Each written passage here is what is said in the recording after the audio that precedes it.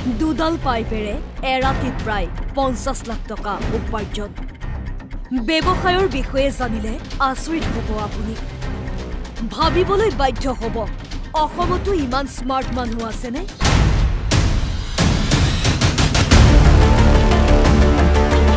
প্ৰথমে এই পাইপ দুডাল চাওক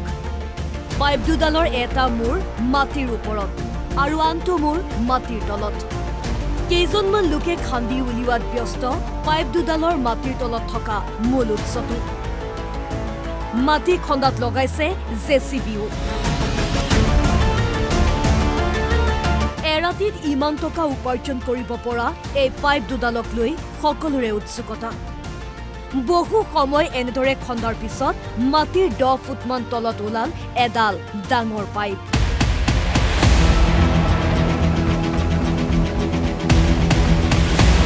সৰু পাইপ দুডাল এই ডাঙৰ পাইপডালত সংযুক্ত হৈ আছে এতিয়া শুনক আসল ঘটনা এই যে ডাঙৰ পাইপডাল দেখিছে এইডাল অইল ইণ্ডিয়া লিমিটেডৰ খাৰুৱা তেল পৰিবাহী পাইপ আৰু স্মাৰ্ট তেল চুৰি চক্ৰই এই পাইপ ফুটাই ভাল্ভ লগাই লৈ দীৰ্ঘদিনে চুৰি কৰি আহিছে খাৰুৱা তেল তেলটো কেনেকৈ উঠে মানে এটি এনেকুৱা পাইপটো দুটাকে থাকিব দুটা আছে মইতো কালি গাড়ীৰ ওপৰতে থাকোঁ মই চেম্বাৰত ধৰি কিনে থাকোঁ বাকী তলত 3জন মানুহটো সিহঁতে কামটো চলায় বাকী এইটো মই একো নাজানো চাওক হাই প্ৰেছাৰ লাইনটো মানে তেওঁলোকৰ কিছুমান টেকনিচিয়ান আছে আমি জনামতে সেইকেইটা মানে হয়তো তেনেকুৱা এইবিলাকত এক্সপাৰ্ট হ'ব চাগে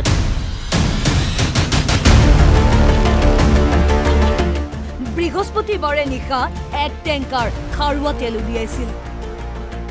যাৰ মূল্য প্ৰায় 50 লাখ টকা আৰু তেল ভৰ্তি টেংকাৰখন লৈ গুৱাহাটীলৈ ৰাওনা হওঁতে দুলীয়াজান আৰক্ষী আৰু অইল নিৰাপত্তাৰক্ষীৰ অভিযানত জব্দ হয় টেংকাৰখন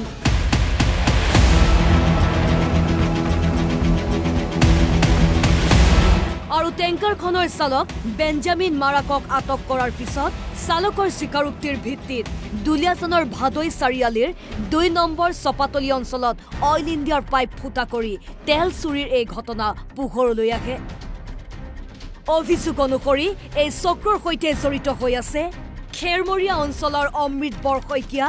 ভাদৈ পাঁচালিৰ নিৰঞ্জন হাজৰিকা খোৱাঙৰ বিশ্বজিৎ সোণোৱাল তিনি অভিযুক্তৰ বিৰুদ্ধে এজাহাৰ দিছে যদিও এই পৰ্যন্ত আৰক্ষীয়ে আটক কৰিবলৈ সক্ষম হোৱা নাই শুনক কি কয় অইল কৰ্তৃপক্ষই কালি আমি এটা সিক্ৰেট ইনফৰমেশ্যন পাই পেলাই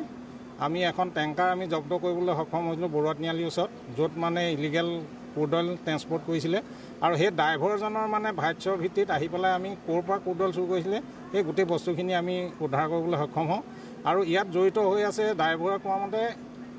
অমিত বৰশইকীয়া বুলি এজন আছে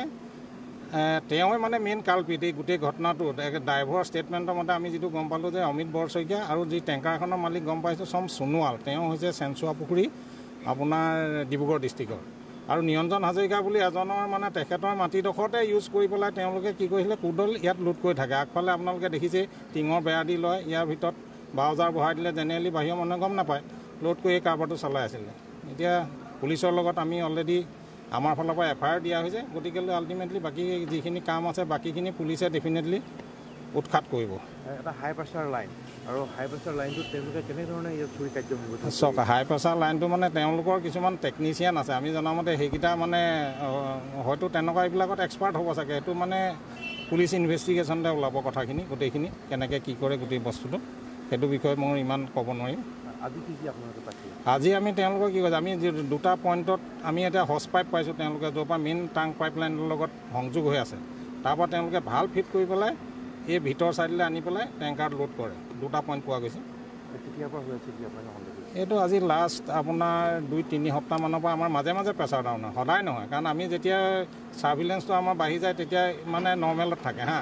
অলপ হেৰি হ'লে মানে আকৌ প্ৰেছাৰটো আমি ডাউন পাই ৰিপৰ্ট আহে তেনেকৈ চলি থাকে মাজে মাজে এসপ্তাহ বন্ধ হৈ থাকে নৰ্মেল হৈ থাকে আকৌ কেতিয়াবা আপুনি ধৰক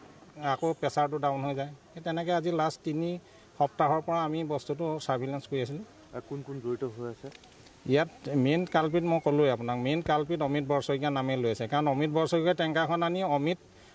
তাৰ ধাবাত এসপ্তাহ ড্ৰাইভাৰটো ৰাখিছে বুলি কৈছে হা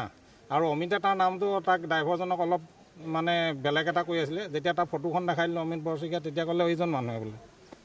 সেইটো আৰু এই মাটিডোখৰ মালিক নিৰঞ্জন হাজৰিকা যিজনে মানে এই কাৰবাৰটো চলাই আছে ইয়াত তেওঁ ডেফিনেটলি জড়িত থাকিব তেওঁ মাটিত নহ'লে মোৰ ঘৰৰ মাটিত মই কিবা বেয়া কাম কৰিবলৈ এলাউটো নকৰোঁ মই ডেফিনেটলি এতিয়ালৈকে অকল ড্ৰাইভাৰজনকে আটক কৰিছে পুলিচে আৰু বেলেগক হয়তো ইয়াৰ এনকুৱাৰী পাছতে তেওঁলোকে একশ্যন ল'ব এতিয়া প্ৰশ্ন হয় অইল ইণ্ডিয়াৰ তেল চুৰিৰ এই বৃহৎ চক্ৰ উৎখাত কৰিবলৈ সক্ষম হ'বনে আৰক্ষী সেয়া পৰৱৰ্তী সময়তহে লক্ষণীয় হ'ব দুলীয়াজানৰ পৰা মৃদুস্মিতা ফুকন NB নিউজ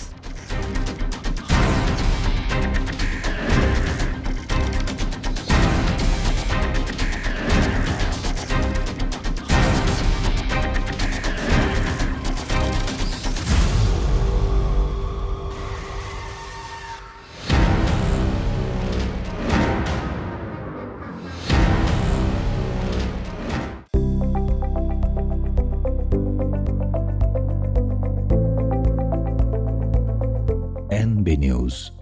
সহজ সৰল ভাষাত নৱভাৰতৰ কথা